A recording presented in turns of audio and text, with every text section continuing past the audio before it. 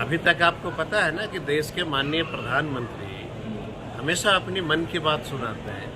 हम लोग क्या कर रहे हैं, हम लोग गांव में जाके किसान की मन की बात सुन रहे हैं। अगर किसी को शिकायत है तो हम लोग तो बैठे ही हैं, हम उनकी मन की बात सुनेंगे। हम तो अपनी मन की बात थोपते नहीं हैं, हम उनकी मन की बात सुनते हैं। कल भी गया मैं, किसानों के साथ बैठक था, मैंने कहा कि हम नहीं बोलेंगे, आप बोलो, क्या चाहते हो आप बोलो। 100 किसानों ने अपनी बात को रखा, तो हम तो उनकी मन की बात सुन रहे हैं। और जब तक राजनेता, किसी विभाग का मंत्री लोगों की बात नहीं सुनेगा तो कब तक अपनी मन की बात थोपते रहेगा। सुनेंगे हम उसकी मन की बात, आए हैं आज, उसकी मन की बात सुनेंगे, फिर आपको बुला के हम बताएंगे कि उसको क्या तकलीफ है। और आम का अचार से लेके न जाने कितने प्रकार की वैरायटियां भी बनाई जाती है, तो बहुत खुशी की बात है। आम भी हो रहा है, लीची भी हो रहा है, मखाना भी हो रहा है, हनी भी हो रहा है और चाय भी हो रहा है। तो नहीं करेंगे, इतनी सारी वैरायटी बिहार में हो रहा है, ये कम बड़ी बात है क्या। और जो नहीं हो रहा है उसके लिए भी हम लोग प्रयास कर रहे हैं। किसने कहा कि नहीं कर पाते हैं। विभाग लगातार प्रयास भी कर रही है और बड़े पैमाने पे हम लोग इसके लिए कोशिश कर रहे हैं। और चूँकि आम ऐसा है, आम, आलू और प्याज ये स्टोर में रहता है क्या, ये हर व्यक्ति के लिए बहुत प्यारा है। आम बस पेड़ से टूटा नहीं निकल लिया, आलू खेत से निकला नहीं निकल लिया, और प्याज खेत से निकला नहीं कि टेस्ट के लिए निकल लेता है। तो बहुत ज़्यादा आम को स्टोरेज करने की आवश्यकता नहीं होती। आपसे कहा है, मेरे से तो नहीं कहा है किसी ने। यहाँ पे जितने भी प्रतियोगी मौजूद हैं, जनता है ना, लोकतंत्र है ना। आप लोग तो सबका मुंह बंद करते फिरते हैं।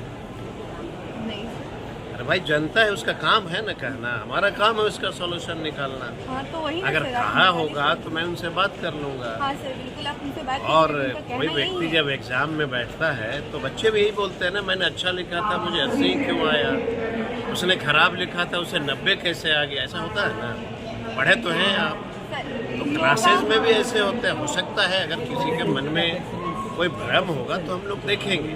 और मेरा ये कहना है, विनती है हमारी कि ये किसानों की मेहनत है।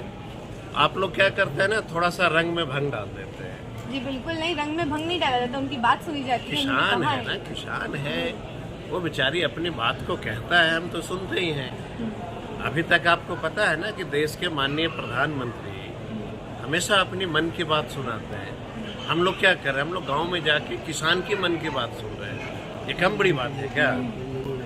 अगर किसी को शिकायत है तो हम लोग तो बैठे ही हैं, हम उनकी मन की बात सुनेंगे। हम तो अपनी मन की बात थोपते नहीं हैं, हम उनकी मन की बात सुनते हैं। कल भी गया मैं, किसानों के साथ बैठक था, मैंने कहा कि हम नहीं बोलेंगे, आप बोलो, क्या चाहते हो आप बोलो।